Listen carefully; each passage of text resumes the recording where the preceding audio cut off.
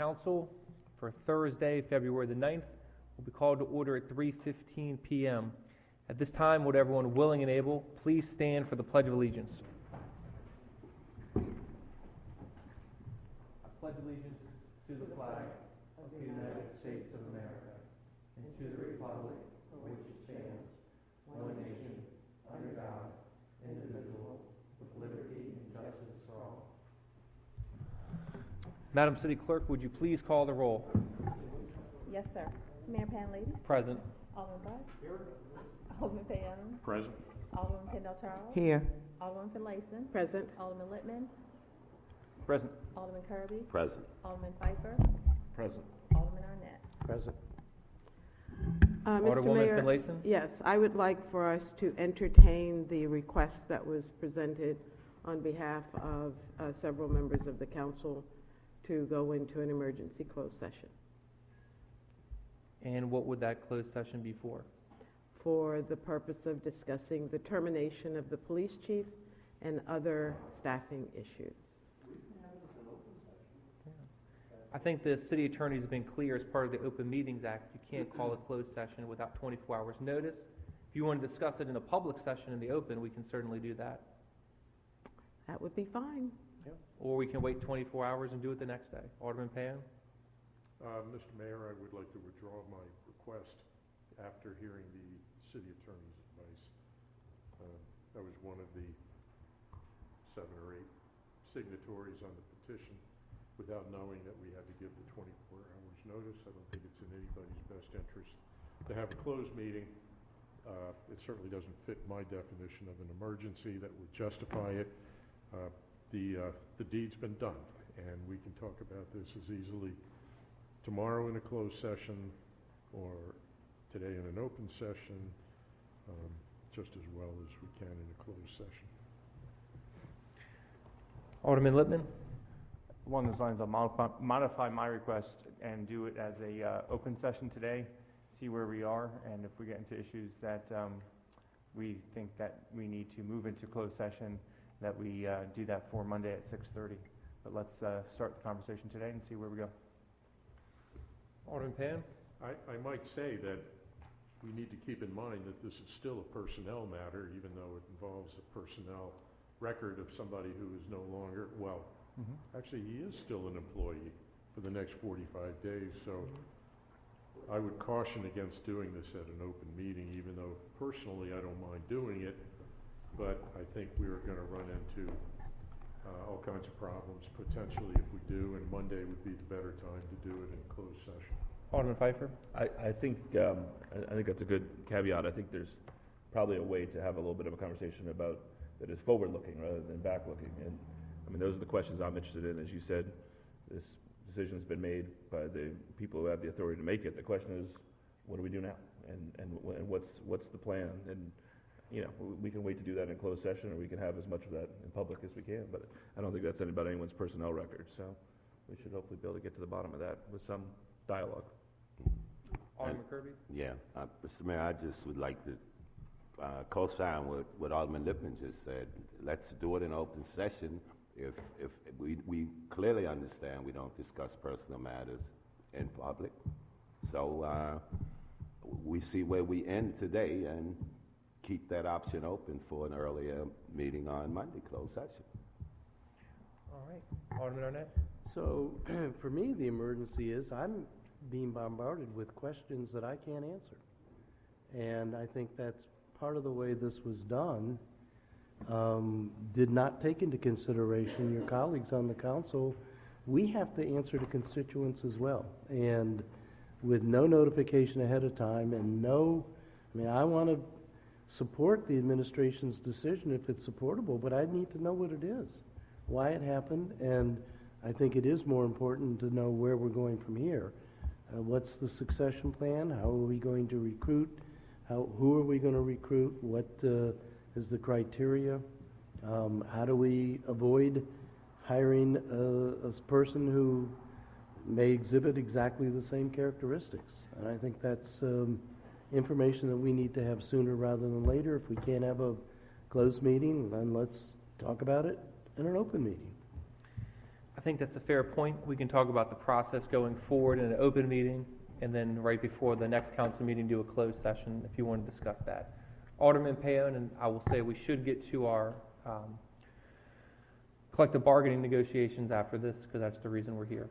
Mr. Mayor, I think, unfortunately, that we may be dealing with, for lack of a better term, sins of the past when we're talking about what happened yesterday morning.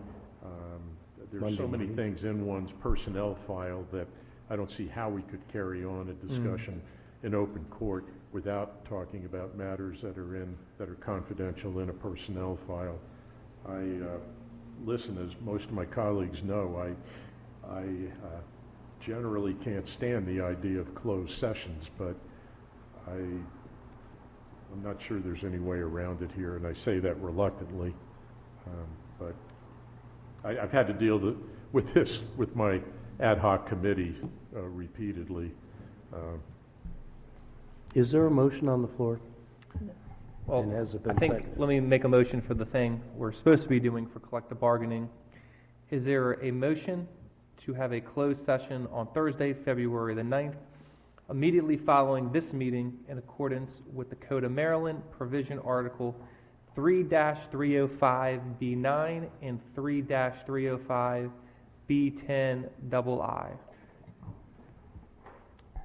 Discussion? Is there a motion? Mr. Mayor, I thought there was a motion on the table that needed to be addressed first. I'm not clear don't in know that that it discussion was if there was a seconded. motion. No But I'll motion. second it. Two dates, no motion. Well, you made a motion to begin discussion in open meeting, Yes. move to closed meeting. I don't know why we're talking about closed meeting on Monday, there is tomorrow, but, and that would give us 24 hours, but, I don't want to go into closed session until we know whether we're going to have a session, open session afterwards. That's my only reticence for voting for the motion at this point, the motion to go into closed session. I guess my concern would be the nature of personnel files. I don't see how we can get into it without going into closed session. I think we can easily have a discussion about what's the plan going forward, what are we going to be doing without talking specifically about what are the grounds for terminating Chief Pristu. So I think that's where the line would be drawn between open session discussion and closed session discussion. I mean, if that's the basic of what you want, Tom can address that in 5 minutes. We're looking to have more information along those lines of what the plan is. What are we doing? I agree with that. I think we can do that, for sure. Sure, that's not a problem. Mr. Andrews?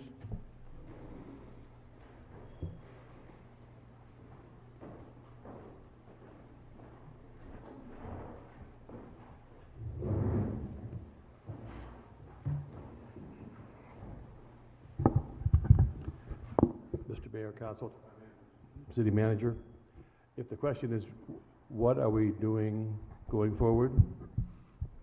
We will be advertising for a police chief position tomorrow in a number of different areas, and Ms. Hopkins can tell us what those advertising venues will be. It will be for 30 days. We'll receive applications, resumes, and the like. We'll evaluate those after 30 days, and if we get a critical mass of potential candidates to interview, we will conduct those interviews, hopefully have a selection within 45 days. Will we have any council involvement in that process? I mean, I think there may be lessons learned that we need to be cognizant of as we move forward. There's lots of debate in my community about types of policing, community policing versus targeted policing, those sorts of things. I think it would be important to have a game plan for how we are approaching this, not just a broad net, but a net with a specific goal in mind in terms of who we, what kinds of attributes we'd like in the next chief. I think we understand very well the community concerns. I think what we'll be looking for in the new police chief is an emphasis on community policing and crime prevention, outreach to the communities, and reinstituting an aggressive community policing program. That'll be the basic criterion we judge who's capable of being the next police chief. before we commit to that, I'd like to have an understanding of what the resource requirements of that are. I believe community policing is much more resource intensive and requires officers that are going to be committed to a community, that are going to be out and away from their cars, which has an impact on response time. So I'm not willing to go out.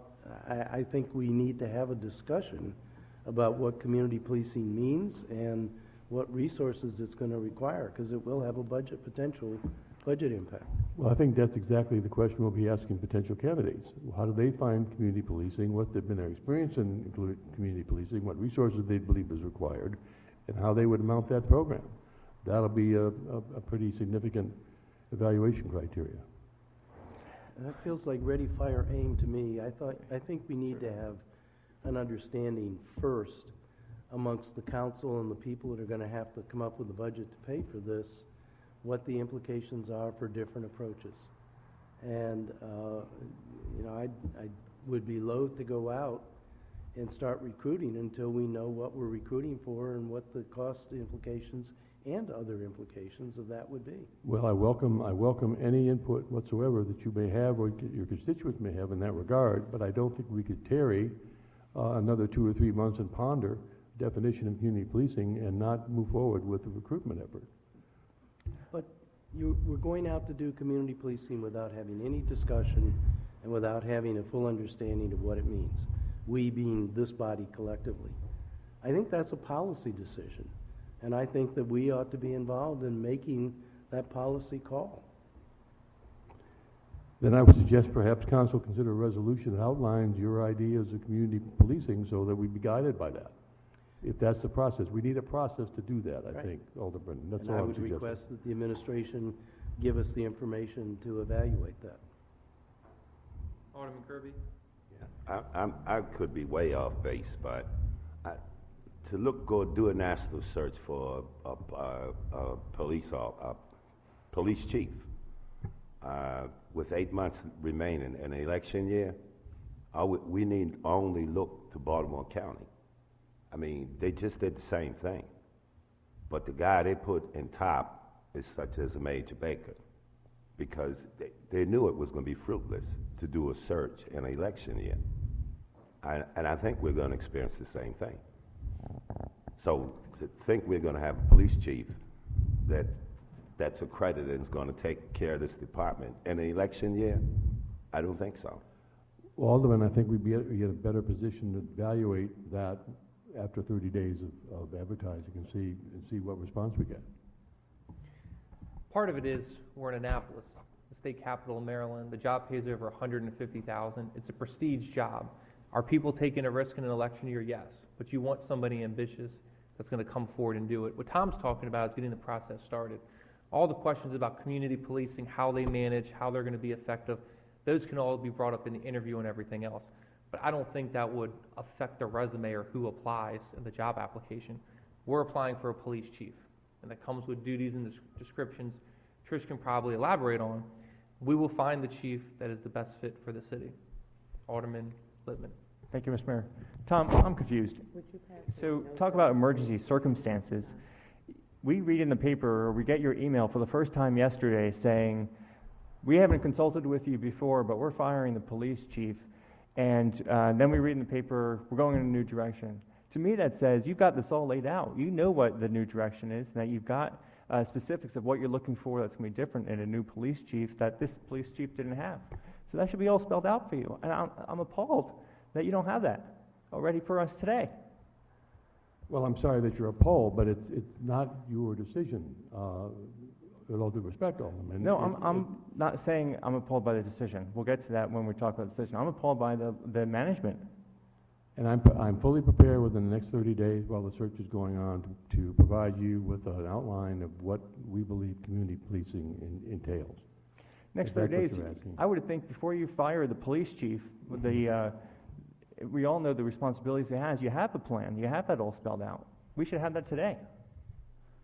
Well, we do not have it today. And when you say all spelled out, that's also part of the job of the police chief is to come in. You know, Tom and I don't micromanage that department or any other one. It's going to be their idea to come up with, here's the philosophy, here's what we can do differently, here's how I plan to approach this, and then we'll take that into consideration. So to say that Tom Andrews is going to write the policy on being aggressive community policing, I don't think it's a fair thing to put on Tom. You know, Mr. Mayor, I've done my fair share of hiring, and never do I start with, let me just ask for a bunch of applicants and see what they would like to do for a job.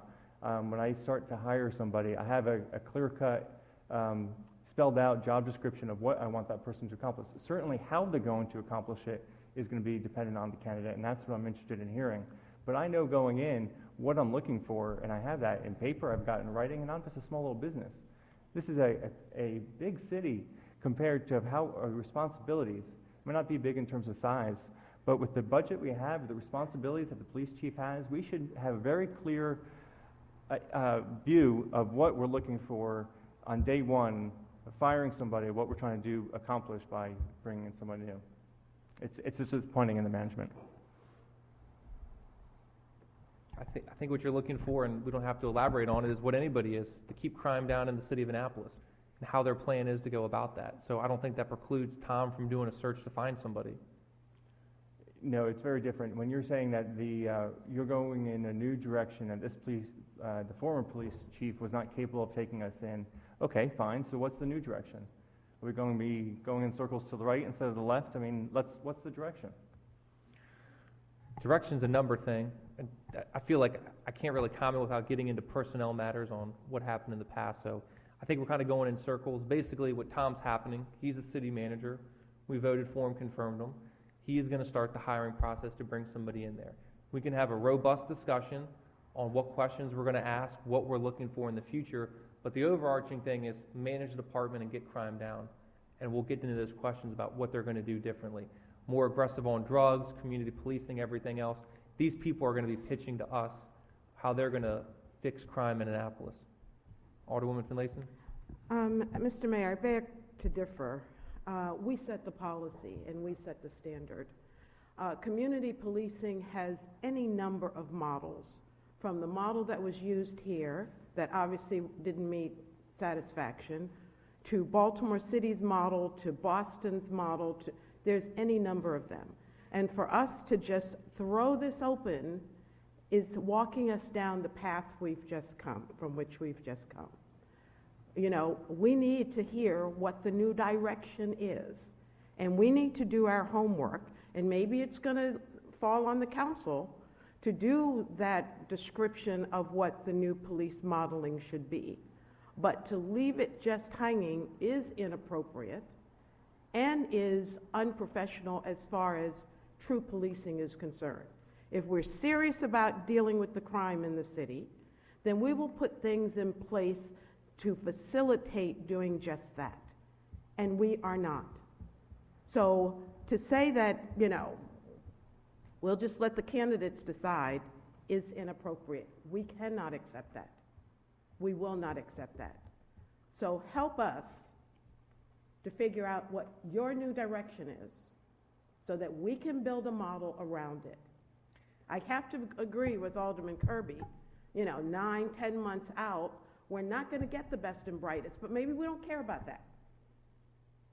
You know, what types of candidates, and sure, it's $100,000, $150,000, and for some that sounds like a lot. For others, not worth the effort. Okay? So we need to seriously, this is the highest paid position in the city. We've lost 3 top officials in the last 3 or 4 months. You know, this city is becoming lethal. Are we going to stand by and let it continue, or are we going to fix it? So it's up to you. Tell us what your new direction is so that we can help you get there. So first of all, I don't think the city's becoming lethal. That's obviously a very political statement. People that have left for other opportunities, and some, like the city attorney, have come back because they realized it was a good thing to be here. In terms of the police chief, I think if you ask anybody who hires it, and I'd be interested, when Michael Priestoup was originally hired, did you go through all of this with him in the interview process? Did you grill, and I'm not done yet, the mayor in the same way? Here's what it is. If all 9 of us sit up here and we say, here's how you're going to run your day-to-day operation, here's where each police car is going to be, here's how you do this, that's not going to work. I don't think we're qualified to do that. What I'm looking for is someone to reduce crime. I lay out a vision. Tom and I work on things in other places. I see Chief Stokes in the background. Have less deaths from fire. He goes out there and does a great plan, has done a tremendous job. I'm not going to sit here and micromanage, one, and two, give away the playbook to the criminals on exactly everything we're going to do. I don't think that's appropriate. If you say you're going to be more aggressive on the drug trade, you want us to lay out the 10 things we're going to do to be more aggressive? That's not what I said, Mr. Mayor. That's not appropriate. That Number two, laying it out, we're looking for a police chief. And in that description, we'll say, we need someone who's going to focus on community policing. You're right, there are different models of it, and this council will have a chance to confirm, like you have every other department head in the city. But to come up here and to say, this place is lethal and no one's going to take the job, yes, to be the police chief of the capital city at $150,000 a year, I think it is ambitious, and I think we will find good people. And your assertion that, well, maybe we don't care about getting the best, of course we do. We always try to get the best. Who would sit up here in any one of our positions and say, oh, we don't want the best, that's not our objective? I mean, statements like that just sound silly when you say them. Mr. Mayor, excuse me. However, what I said did not suggest for a minute that we are to micromanage our department heads. We do not. But we do set a standard. And yes, when I used the term lethal, I was right on. And if we were connected to our employees, you would find just how bad morale is in this city. If you had bothered to talk to the department heads that left in an honest and open fashion, people don't leave jobs where they're happy, where they're cared for, where they're looked out for. They don't. And our two department heads that left, and I did talk to them, didn't leave because they just had higher aspirations. That's always part of it. But they didn't feel that this was home to them. So that's a fact. You can ignore it, you can turn it into anything you want it to be, but that is a fact. And we don't want to go down. I mean, 3 years ago we had 8 department heads that we were looking for. We don't want to go down that same road again. But we're slowly creeping that way. So let's just fix it now.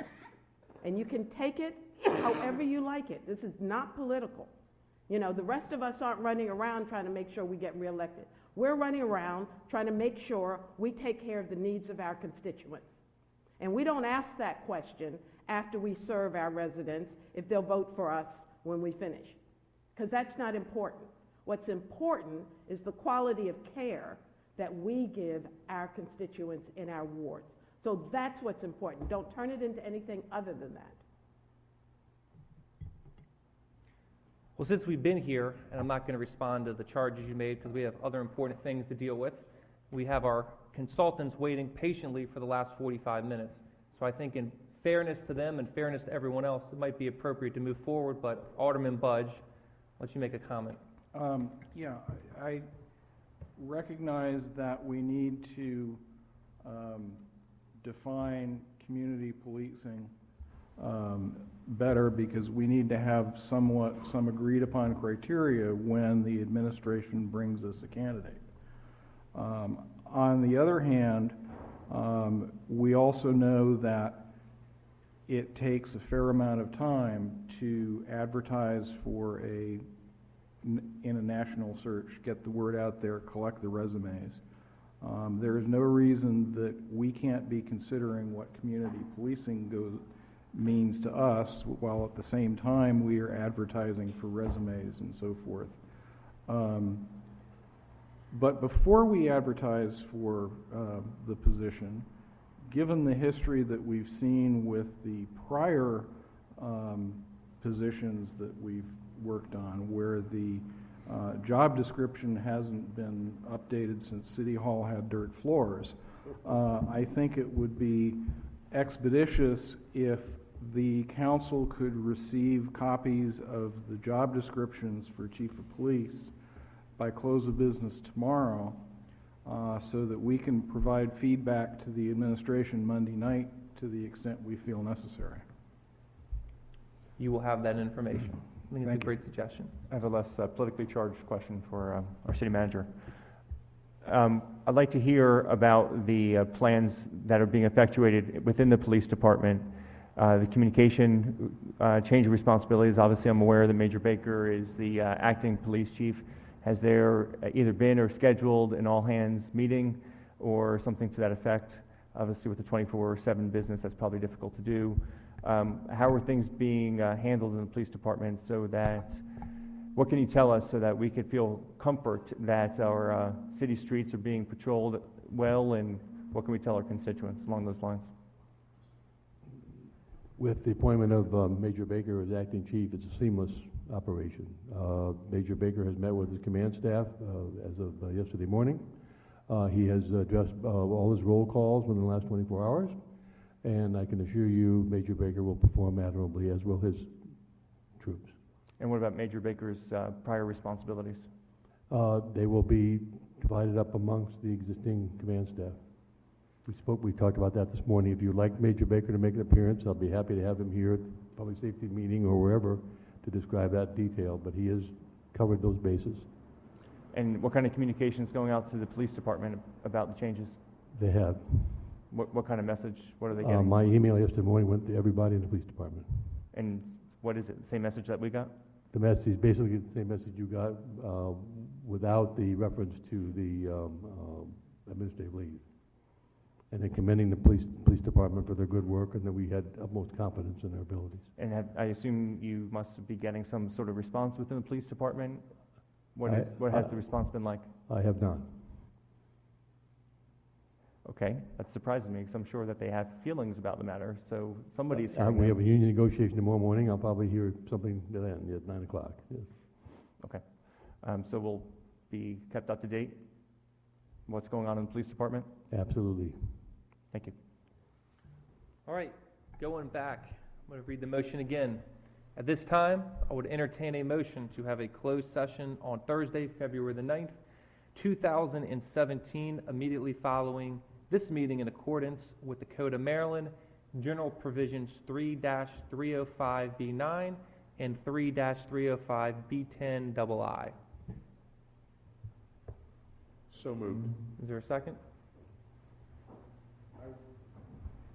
I will second it, but I have a procedural question. Sure. You said that the closed session is to be immediately following this meeting? Isn't it normally part of this meeting and then we adjourn following the closed session, or how does? I'm confused. We're in the special meeting, and once you go into the closed session, you're in the closed session, and it comes an item on the agenda, and then you go back into the special meeting to close. So we're currently, the motion will take us into the closed session. Okay. All those in favor, please say aye. Aye. All opposed?